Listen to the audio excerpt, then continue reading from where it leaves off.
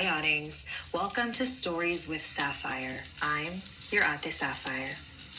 When I was in junior high, I attended 1 week of outdoor school. It was like summer camp except during the school year. And there was one night I'll never forget. The sun had already disappeared and we were walking through an area far from the campgrounds that we had never explored yet. Suddenly, our leader stopped and told us that one by one, we would be returning back to camp by ourselves. It was called a trust hike. It was to prove to ourselves that our built-in navigation systems are more powerful than we think. Our leader was going to stay with a group in the woods, and another counselor was waiting back at the campgrounds with a walkie-talkie to let them know when each of us returned safely and to send the next one up. Obviously, I made it out okay, but I think about that exercise often and wonder, has it ever gone wrong? That was the inspiration for today's story.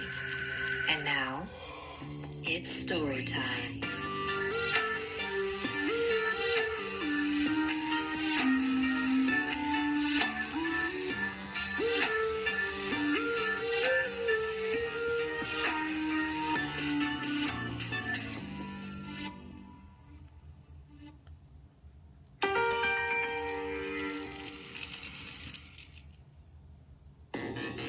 Alexandra was so excited to finally become a summer camp counselor.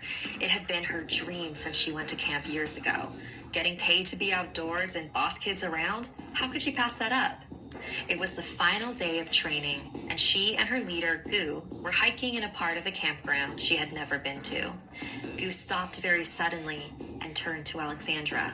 All right, newbie, this is the final test before you officially become a counselor. It's time for the trust hike. Alexandra couldn't help but smirk at Gu's attempt at being serious. We are officially off the campground map you were given. I hope you were paying close attention while we were walking, because you will now need to find your way back to the mess hall by yourself with nothing but this. She handed her a flashlight and took Alexandra's phone.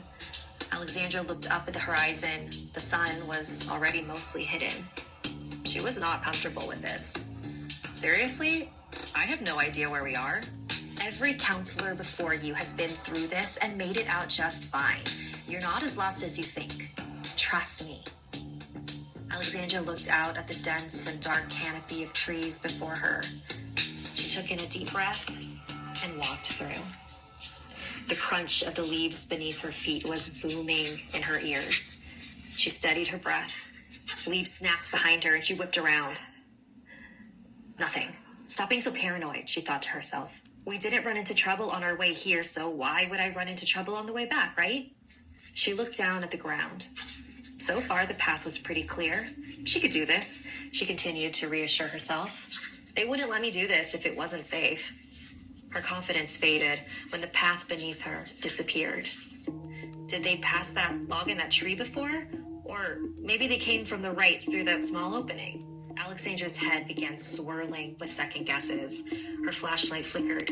She smacked it repeatedly until it went completely black. Something grabbed her from behind. Gotcha! Gu's voice echoed throughout the forest, her face illuminated from beneath. She couldn't stop laughing. Oh, what is wrong with you? You really thought I was going to send you back alone? Messing with our noobs is the real counselor tradition. Come on, let's head back together. Alexandra playfully smacked her again, and they continued to walk. Gu led them past the tree with the log. Alexandra sighed. She would have definitely gotten lost if this was a real challenge. After about half an hour, Gu stopped. What's wrong? I think we're lost. Okay, sure, Gu. Let's just go. What the? Maybe it's a different tree and log that looks just like the other one? There's no way we've been going in a circle. We've been walking uphill this whole time. Let's just keep walking. Come on. Another 30 or so minutes had passed by. Surely they had to be getting closer to camp. And then they saw it again. They heard a tree branch crack in the distance. Gu shot the light towards that direction. They saw the silhouette of a tall, muscular man, but his head did not look human. Gu and Alexandra screamed and ran in the opposite direction. The sound of hooves echoed through the forest as the creature stampeded its way towards them. They batted tree branches out of their way and stumbled through thorny bushes until eventually they tumbled out onto the pavement outside of the mess hall. They looked back at the forest. The sound of hooves had disappeared. Scratched and bruised, Goo and Alexandra jumped up and down and hugged. "We're okay, Goo. We're okay. Ah, we're okay.